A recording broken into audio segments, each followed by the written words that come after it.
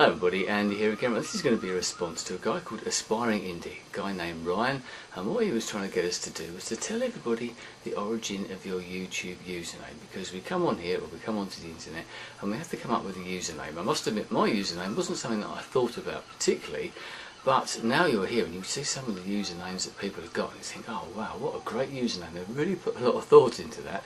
Unfortunately I didn't. My username, andymooseman. Now where does that come from? Well, when I first came onto the internet several years ago, on several other sites, as lots of other people probably are before they discover YouTube, before they come onto this particular site, as I said before, you have to come up with some sort of username, and I used Andy and then sort of tag something along to it.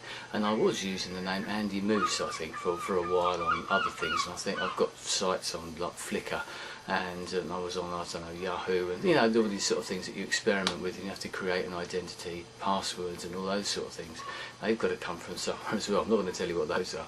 But so the Andy Moose, so where did that come from? The Andy Moose, and then it evolved. When I came onto YouTube I thought, well, let's change it a little bit, and it became andymooseman, something a little bit different. Now I've created that sort of identity, and I'm probably known better on this site than anywhere else, so that's become the name. I mean, I've obviously mentioned this before. If you Google your YouTube username, or maybe something from another site as well that you use, and you'd be amazed how many pages and how many hits you actually find that are on the internet with your username. I was amazed. So have a go at that. It's worthwhile. So you create an identity, and that's the thing. You say you suddenly realise, hang on a minute, this might have some, not value, but it's worth. It's what you're known as on the internet. And I've got my stick-hand name is Andy Mooseman, not that I've ever used it. Skype, I'm Andy Mooseman. I've just signed up with something called Blog TV by Ken RG, although he doesn't know it. And I've used Andy Mooseman as well on there. And other sites I've got, I mentioned Flickr, and I was only thinking about this yesterday.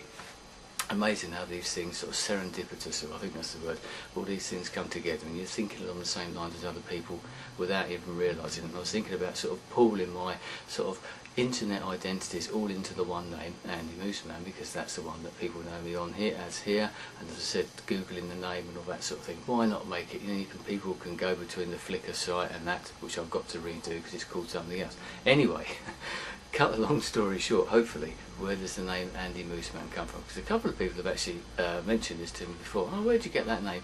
And amazingly, someone sort of saw in a comment earlier, someone said they presumed my surname, my second name, was Mooseman. I thought, oh, that'd be quite cool. Maybe I could change it by deed poll, or, you know, an act of parliament or something. Change my name to Andy Mooseman. Anyway, honestly, I will tell you the origin.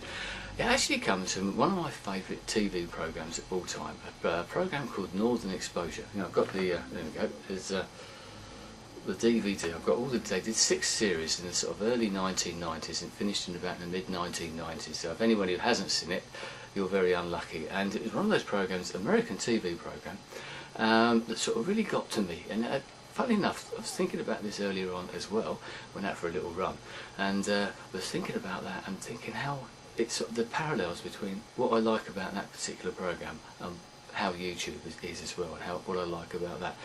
For those who don't know the programme, the Northern Exposure is set in a fictional town called Sicily, Alaska, which was actually in Washington, I understand. Roslyn, the town, was they used to film it, but it's set in Sicily, Alaska, and around this sort of a strange community with all these different people in this community, lots of different people, and one of the things about the programme, apart from being sort of quite quirky, it was incredibly well written.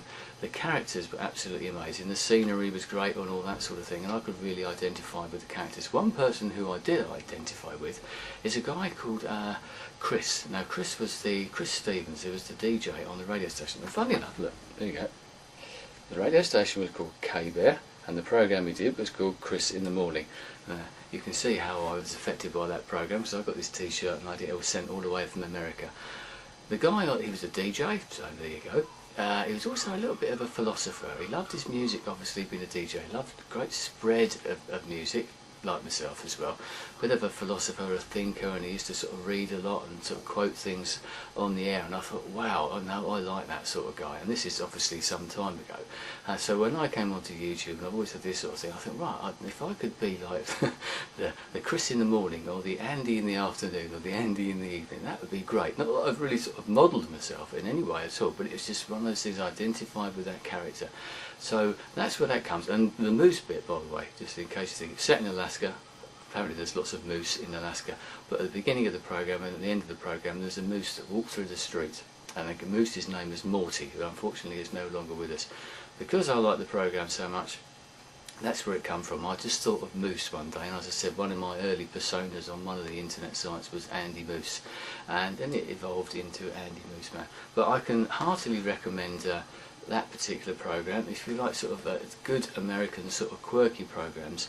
It's the guys who did this are also the guys who started off The Sopranos. I think David Chase, who was one of the people involved with that, and there's some great acting in it. John Corbett was the guy who played Chris Stevens. People like that come out of that programme and gone on to other things. Excellent programme, as I said, but what I like to say is the way that it's the quirky nature of it, the community aspect of that particular place. Okay, it was a fictional town, it was a fictional community, but I thought, wow, wouldn't it be great to live in a place like that? And now, as I said, here we are on YouTube, and I've always fancied being in that particular community.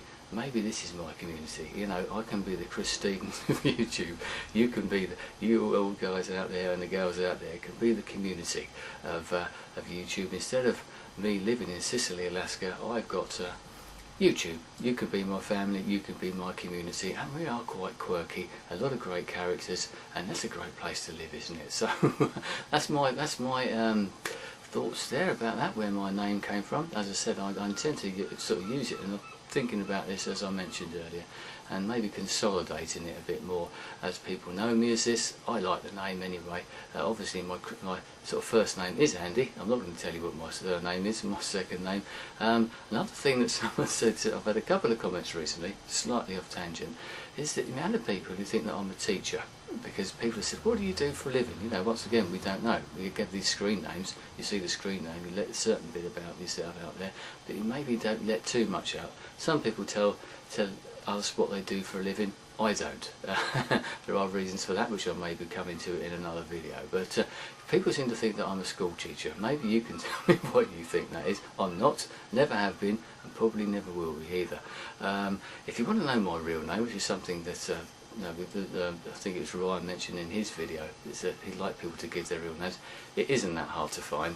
If you're sensible and you know what I've done elsewhere, it's quite easy to find it out, but I'm not saying encouraging you to do that. But Andy Mooseman, I think I like that name. Hopefully you do too, and hopefully you enjoy what I put out there. Anyway, that's that little story. Thought I'd add that. Great. If you've got let us know what yours is, but add it to Ryan's. I shall add this to his video down there, and also Gary Anakin 1814's done a response as well, and you can find out where his name comes from. I won't tell you. Anyway, thanks for your time. I'll speak to you again soon. Goodbye.